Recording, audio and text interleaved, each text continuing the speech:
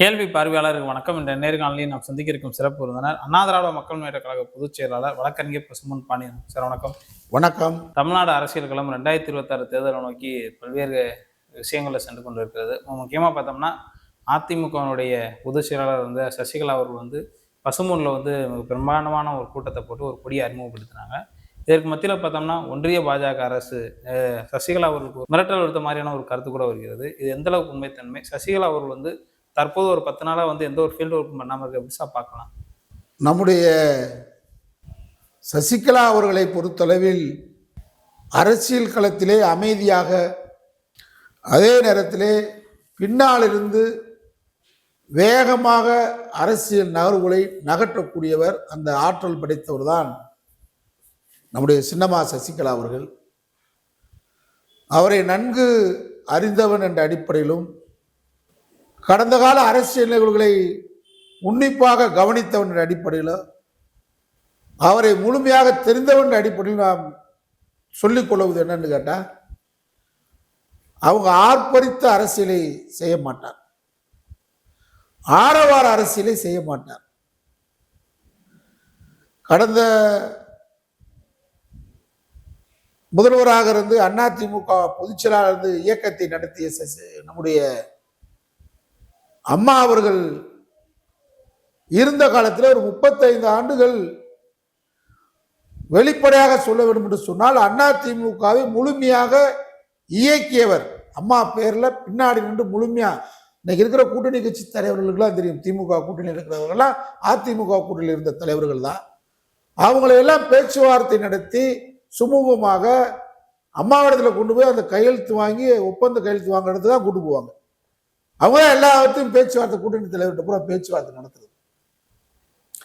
ஆட்சி அதிகாரத்தில் 33, 36 IAS அதிகாரிகளை இயக்கியவர் அவர் தான். இன்னைக்கு எடப்பாடி பழனிசாமி பேசுறாரு கொத்தடிமை.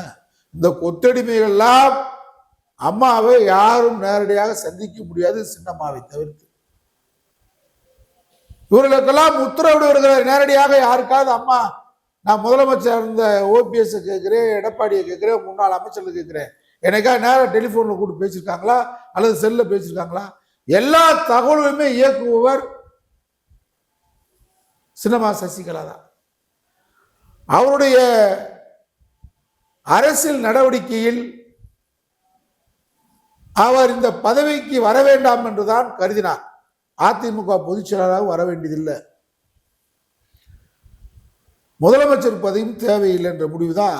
அம்மா உருவாக்கின கட்சியை எப்பயும் மாதிரி நான் போயஸ் கார்டில் உட்காந்துக்கிட்டு உங்களை இயக்குறேன், நடத்துங்கன்னு தான் அவங்க, எனக்கு தெரிஞ்சு அவங்க சொன்னது. இதான் உண்மை நிலவரம். மறைந்த நம்முடைய சின்னம்மா சசிகலாவுடைய கணவர் நடராஜன் எங்களுக்கு மிகவும் வேண்டியவர். அவர் தனிப்பட்ட முறையில் நாங்கள் மொழி போராட்டத்தினுடைய தளபதி என்ற அடிப்பில் அவர் மிகுந்த மரியாதையும் ஒரு பாசம் வச்சிருப்பான். முள்ளிவாய்க்கால் பிரச்சனையின் போது கூட வெளியில் களத்துக்கு போராடியவர் தமிழ்நாட்டில் 2009. அவர் சின்னம்மாவோட 100 மடங்கு வேகமாக பின்புலத்திலிருந்து அரசியல் களத்தை நகர்த்தக்கூடிய ஒரு அசாத்தியமான மனிதர். இதே பீகார் அரசியலை நகர்த்தி காட்டியவர், உத்தரப்பிரதேச அரசியலை நகர்த்தி காட்டியவர், வடபுலத்தில் இருக்கக்கூடிய காங்கிரஸ் தலைவரோடு ரொம்ப நெருக்கமானவர்.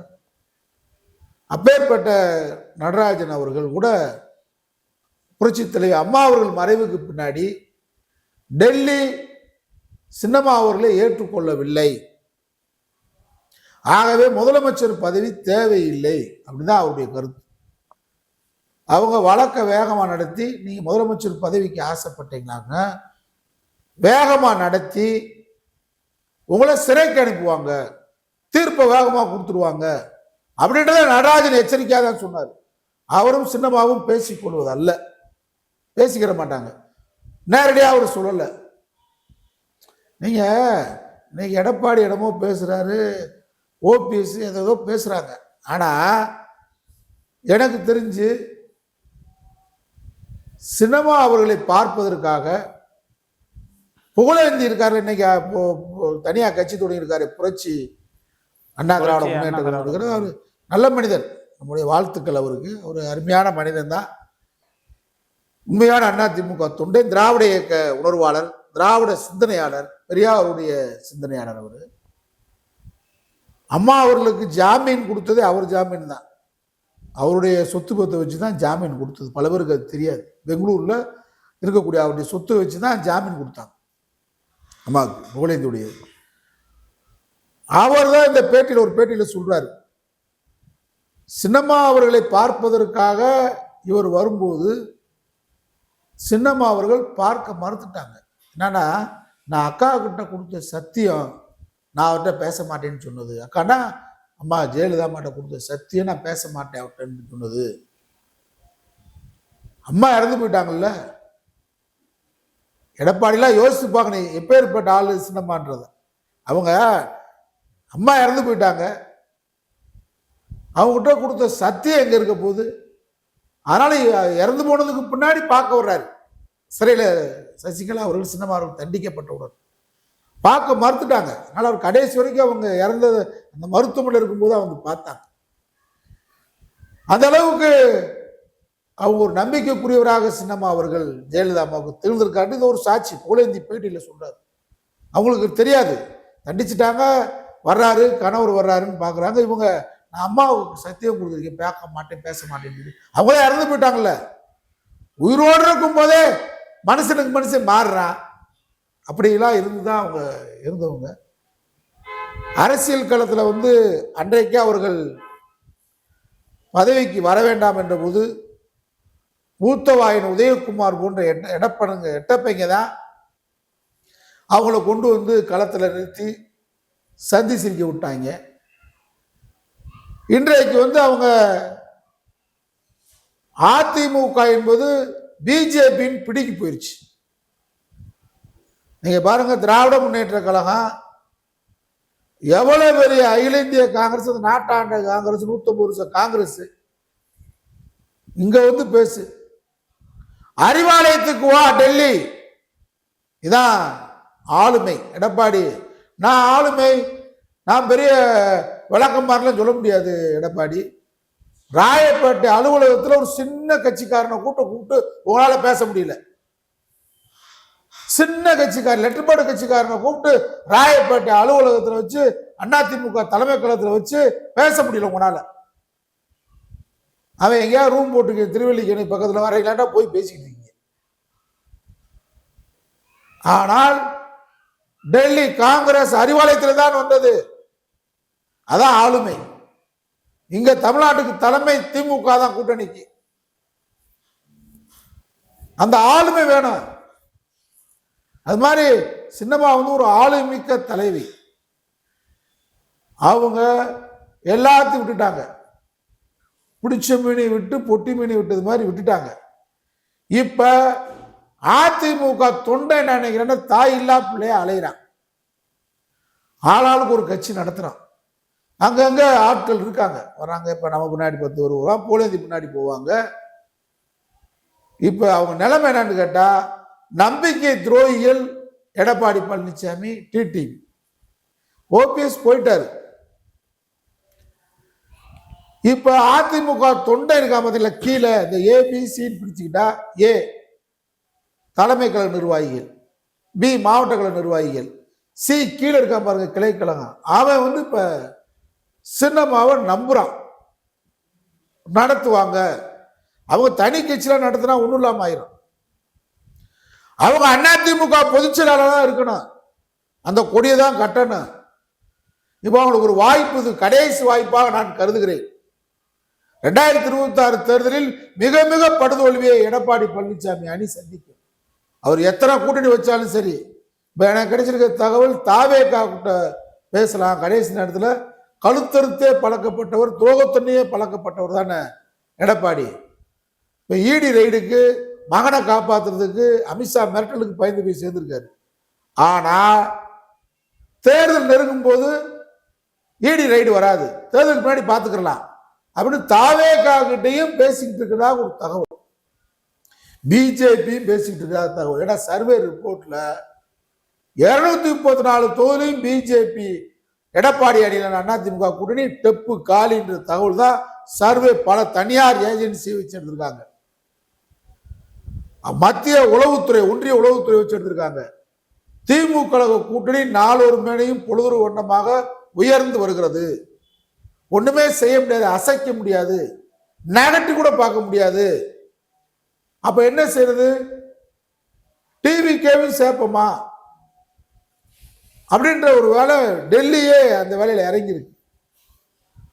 ஆனா விஜய் டெல்லிக்கு கட்டுப்படுவா. அடுத்த வாரம் அந்த பேச்சுவார்த்தை நடக்கிறனாலதான் இப்ப சென்சார் போர்டு இன்னைக்கு ஜனநாயகம் படத்தை பார்க்க ஆரம்பிச்சிருக்கான். ஏன்னா படம் பார்க்கறது ஒரு 100 நாளா பார்த்துக்கிட்டு இருப்பேன் சென்சார் போர்டு. அதை ஒரு செய்தி சமிக்கை கொடுக்குறாங்க, நாங்க ஜனநாயகம் படத்தை வெளியே விட்டுருவோம், சிபிஐல இருந்து உன்னைய கரூர் வழக்குல இருந்து தப்பிக்க விட்டுருவோம் அப்படின்னு ஒரு சமிக்கை காட்டுறது ஒன்றிய அரசு. நான் சொல்ற செய்தி இருக்கும்போது இன்னைக்கு சென்சார் போர்டு படத்தை அடுத்த வாரம் பார்ப்பார்கள். ஏன் அவனுக்கு நேரமே இல்லையா சென்சார் போர்டுக்கு? அவனை ஒரு சமிக்கை கொடுக்குறாங்க, வா கூட்டணிக்கு வந்துட்டா ஒண்ணும் இல்லை. இப்ப எப்படி பிஜேபியை ஒழிப்பதற்காக சீட் இருந்தாலும் இல்லாட்டினாலும் திராவிட கருத்தியலை உணர்ந்தவர்கள், இந்த நாட்டின் மீது அக்கறை உள்ளவர்கள், இந்த நாட்டில் ஒரு கட்டமைப்பை திராவிட இயக்கங்கள் ஏற்படுத்தி வச்சிருக்கோம். இந்த கட்டமைப்பை சிதைப்பதற்காக RSS சங் பரிவார் கூட்டம் உள்ள வந்துடக்கூடாதுக்காக நம்மை நாமே மெழுகுவர்த்தி மாதிரி தங்களை அழித்து கொண்டாலும் பரவாயில்லை, நமக்கு சீட்டு முக்கியமில்லை, நாடு அழிந்து விடக்கூடாது. தமிழ்நாட்டில் பெரியாரும் அண்ணா உருவாக்கிய இந்த கட்டமைப்பை சிதைப்பதற்காக நாசகார சக்தி பிஜேபி வந்துவிடக்கூடாதுக்காக என்னை போன்றவர்கள், திருமா போன்றவர்களா திமுக கழகத்தை தூக்கி பிடிப்பதற்கு காரணம் அதான். ஆனா அதே இடத்துல திமுகவை மொத்தமா அண்ணா திமுகவை அழிச்சிடணும்னு நினைக்கிற பிஜேபி நம்ம அனுமதிக்க மாட்டோம், அனுமதிக்க கூடாது. அதை சின்னமாக்கு ஒரு வாய்ப்பு. உங்களுக்கு துரோகத்தனம் பண்ண எடப்பாடிய, உங்களுக்கு அண்மையில பச்சை துரோகம் பண்ண நம்முடைய டிடிவிய, முன்னாள் அமைச்சர்கள் துரோகம் பண்ணவங்கள அண்ணா திமுகவை காப்பதற்கு நீங்க இந்த களத்திலிருந்து பிஜேபி உங்களை மிரட்ட முடியாதுன்னு கருதுறேன். மிரட்டலுக்கெல்லாம் நீங்க பயந்தவர் இல்ல. சிறையில் ஒரு வழக்குல திமுக ஆட்சிக்கு ஜெயில இருந்தாங்க. அந்த வழக்குல இருந்து உங்களை விடுவிச்சிடும் சொல்லி பேச்சுவார்த்தை நடந்த போது கூட ஜெயலலிதா மேல இன்னும் எத்தனை வழக்கு போறாங்களோ அத்தனை வழக்கு ஏமல போடுன்னு சொன்னீங்க. உங்களுடைய ரத்தம் மிரட்டலுக்கு அஞ்சாத ரத்தம் தான். ஆனால் இந்த முறை வாய்ப்பை, பிஜேபியை எதிர்க்கக்கூடிய வாய்ப்பை, துரோகி எடப்பாடியை வீழ்த்தூருக்கான வாய்ப்பை, அரசியல் களத்தில் பச்சை துரோகி உங்களால் அடையாளம் காட்டப்பட்ட டிடிவி வீழ்த்தூருக்கான வாய்ப்பை, அதிமுக தொண்டர்களை ஒருங்கிணைக்கக்கூடிய வாய்ப்பை, 2026 நீங்கள் அதிமுக பொதுச்செயலா வர வேண்டும் என்ற வாய்ப்பை, அரசியல் களத்தில் திராவிட இயக்கம் திமுக போன்று அதிமுக மிகப்பெரிய இயக்கம் என்பதை களத்தில் உங்கள் தலைமையில் நிரூபிக்க வேண்டிய தருணம் உங்களுக்கு இதுதான். இந்த 2026 இந்த தருணத்தை சின்னம்மா சசிகலா அவர்கள் தவறவிட்டால் எதிர்கால அரசியல் அவளுக்கு இல்லை. 2026ஓட முடிச்சிடும். ஆனா 2026ல ஒன்றிய அரசு மிரட்டால் உருட்டல் விட்டாலும் மக்கள் சக்தி உங்க பின்னாடி தெரியல தயாராரு. அதிமுக அடிமட்ட தொண்டர்கள் உங்கள் தலைமை எதிர்பார்க்கிறாங்க. அதனால இந்த நேரத்தில் உங்களை மிரட்ட முடியாதுன்னு கருதுறோம். மிரட்டலுக்கு நீங்க பணிய மாட்டேன்னு கருதுறோம். அதுக்கு மேல மிரட்டல் உருட்டல் வந்தால் மக்களிடம் சொல்லுங்க. மக்கள்கிட்ட தான் போகணும், மக்கள் தான் பாதுகாப்பு. திமுக எப்படி எதற்கும் அஞ்சாமல் இந்த இயக்கத்தை நம்முடைய தளபதி ஸ்டாலின் நடத்துறாரு. எப்பயுமே Tamil Nadu out of control Delhi, அது மாதிரி out of control BJP ADMK எப்பயும் உண்டு அப்படின்ற நடத்தணும். அதை நடத்தக்கூடிய துணிச்சல், ஆற்றல், தகுதி உங்களுக்கு இருக்கு. விமர்சனங்கள் இருக்கு, கருத்து வேறுபாடுகள் இருக்குல்ல, அது வேற. அதுக்கு நீங்க பதில் சொல்ல வேண்டிய காலம் இப்ப இல்லை. இப்ப நீங்க சொல்ல வேண்டிய நேரம் துரோகிகளை வீழ்த்துவதற்கு, அதிமுகவை சுக்குநூறாக்கிய பிஜேபியை வீழ்த்துவதற்கு, அதிமுக தொண்டர்களை ஒருங்கிணைப்பதற்கு, நம்பிக்கையோடு வருகின்ற தொண்டர்களை களத்துல நீங்க அவங்களை உருவாக்குவதற்கு சரியான அரசியல் களத்துல சரியான நேரம். இந்த நேரத்தை மட்டும் தவற விடக்கூடாது. அவங்களுக்கு தெரியும் நேரம் தவற விட மாட்டாங்கன்னு கருதுறோம். அதிமுக ஒரு பீனிக்ஸ் மாதிரி எந்திரிச்சு வர வேண்டிய இயக்கம். தமிழ்நாட்டில் இருதுருவ அரசியல் வேணும்னு நினைக்கிறவங்க நாங்களாம். அதிமுக திமுக ரெண்டு இருக்கணும். அந்த அந்த இடத்துல வந்து அதிமுகவை எடுத்துட்டு பிஜேபி வரும் நினைக்குது. இந்த தேர்தலில் பிஜேபி அதிமுகவை அழிக்கிறதுக்கு தான் இந்த தேர்தல் களத்துல நிக்கிறான். நிதிஷ்குமார் பீகார்ல அழிச்சது மாதிரி இங்க அழிக்கணும், எடப்பாடியை அழிச்சிடலாம் நினைக்கிறான். அதனால தொண்டர்களை உருவக்கூடிய வாய்ப்பு, அதிமுக தொண்டர்கள் தாய் இல்லா பிள்ளையாக இன்றைக்கு ஏங்கி கொண்டிருக்கிறார்கள். அவர்களுக்கு நீங்கள் ஒரு வாய்ப்பை உங்களை நம்புகிறார்கள். அந்த நம்பிக்கை வீண் செய்துவிடக் கூடாது. களம் உங்களை அழைக்கிறது.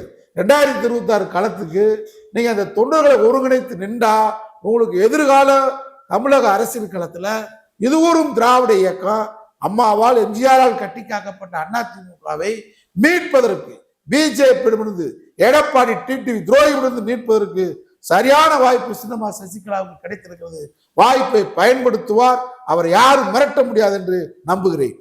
நன்றி சார். நன்றி.